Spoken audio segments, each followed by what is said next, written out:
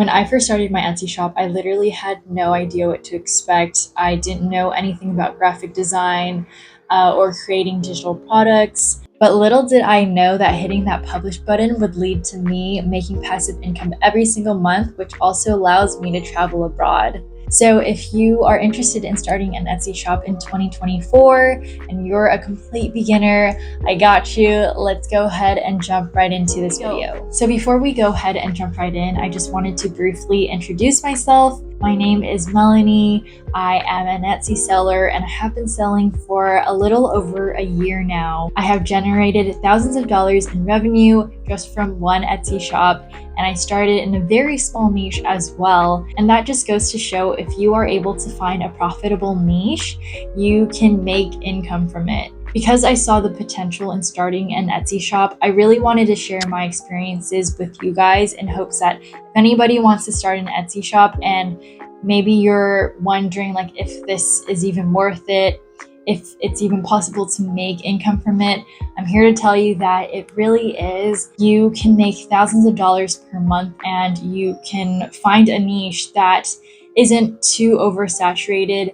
So I just wanted to share my experience with you because I saw the potential growth and revenue that could come from starting an Etsy shop. And I wanted anybody who wants to start their own side hustle to know that it is possible to make money starting a business online. What you see on, what people sell on YouTube, these like big Etsy sellers, they can really sell this like marketing tactic that you can make really fast money. I think if everyone was able to make money that way, they would probably just quit their full-time jobs and start an Etsy shop. So I just want to be really real with you guys and say that Etsy is not a fast game. It takes a lot of hard work and it takes consistency, just like any business when you're just starting it. As time goes, that hard work will pay off. If you're ready to put in the hard work and consistency, let's jump into tip number 1. Step 1 is to conduct market research. You have to conduct market research on Etsy to see what actually sells and what doesn't. You can also see what your competitors are selling, for example, their best sellers, and see if you can create something similar to theirs, but also make it even better. So here are the steps on how you can conduct market research on Etsy. First, you can identify in-demand products.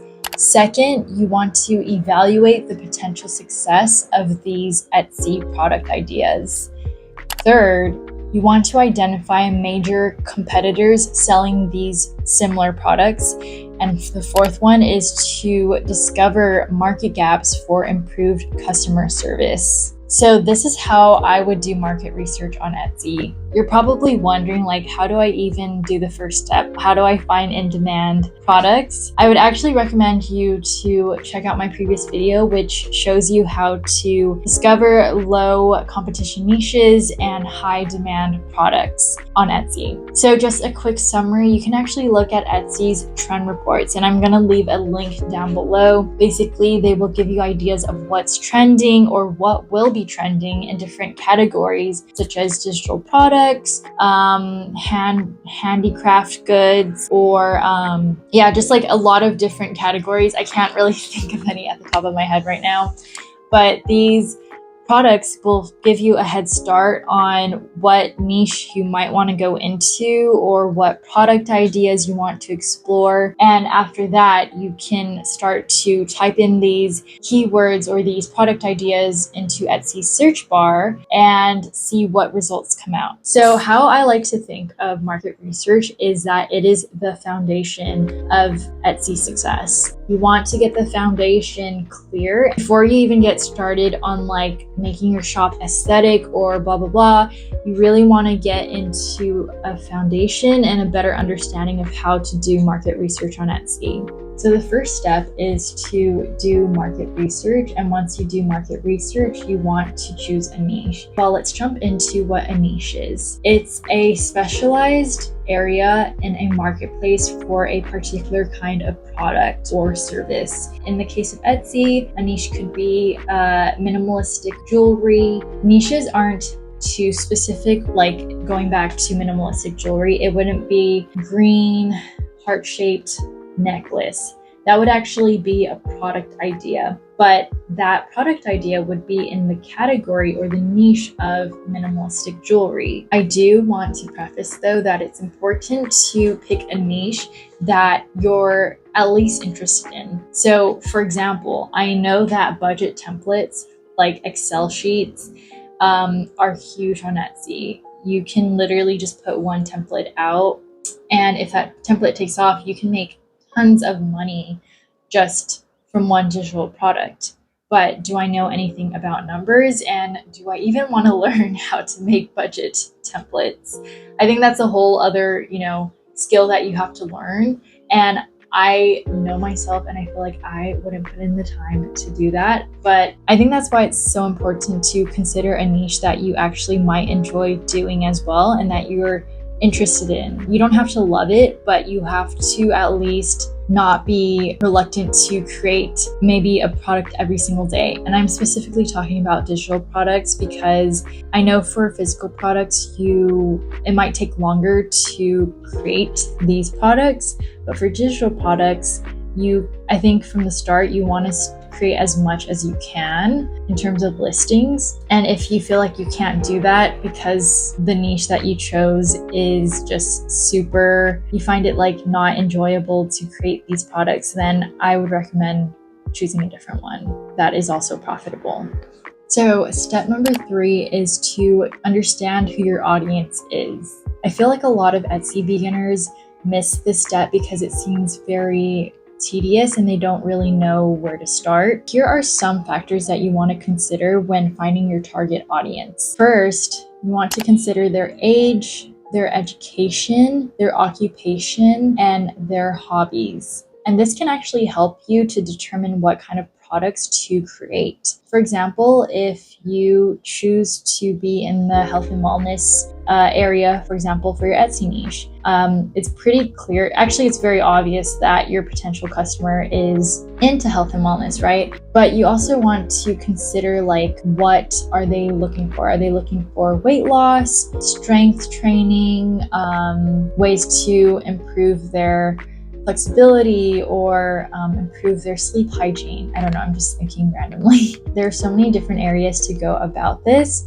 and it will be easier to create these products if you have a better understanding of who your customer is. So definitely consider these 4 factors when going into creating your products. So number 4 is actually creating your Etsy shop. So once you have a pretty good idea of how to do market research on Etsy, you've chosen your niche, and you understand who your audience is, you can actually start your Etsy shop. And if you feel like you're too overwhelmed with starting an Etsy shop, you don't really know what to do, you can actually download my Launch an Etsy Shop checklist. I even provide mock-up listings for you and free templates that you can use to create your first products on Etsy. So I'll actually provide a link down below in the description box. This is your go-to guide because I know how overwhelming and stressful it can be to start your own shop from scratch. I honestly wish that there was a checklist for me when I first started, so you can definitely download that below. I feel like it could help save you a lot of time and energy to do your own research, and you can just follow along this checklist. So I do want to preface as well that every time you publish a listing, Etsy will charge 20 cents, which is how they obviously make money, is through transaction fees and Etsy fees. I'm probably going to talk about Etsy fees and transaction fees in the future. So in order to actually launch your Etsy shop, you have to create your first listing. And that is why I created this Launch Your Etsy Shop checklist, because I know that stops a lot of people from actually launching their Etsy shop because they don't want to go through the whole process of creating their first product. And if you don't want to go through that trouble, you can just use one of my templates in this checklist as a placeholder until you actually have a product already created. So that is what I would recommend you to do when opening your Etsy shop account. I actually have a link below in this description box where you can get 40 free listings. And in terms of Etsy SEO and marketing, I think that is definitely a video I'm going to be making in the future. But for now, the 3 first steps that I mentioned are the foundations to starting an Etsy shop strong and getting a better idea of what to expect. So the first 3 steps that I mentioned in terms of market research, your niche, and your target audience, I feel like are so, like, they're the 3 pillars to having a successful Etsy shop. Once you are able to know how to do market research, you know what niche you want to dive into, and you know your target audience, product creation becomes so much easier and faster because you're not wasting time figuring out, what products to create, because you already have a good idea of who you're even creating for. Thank you guys so much for watching this video. If you have any questions about starting an Etsy shop, please do let me know in the comments below, or you can feel free to email me, and I'll provide my email in the description below. I hope that you guys have an awesome day, and I will talk to you guys soon.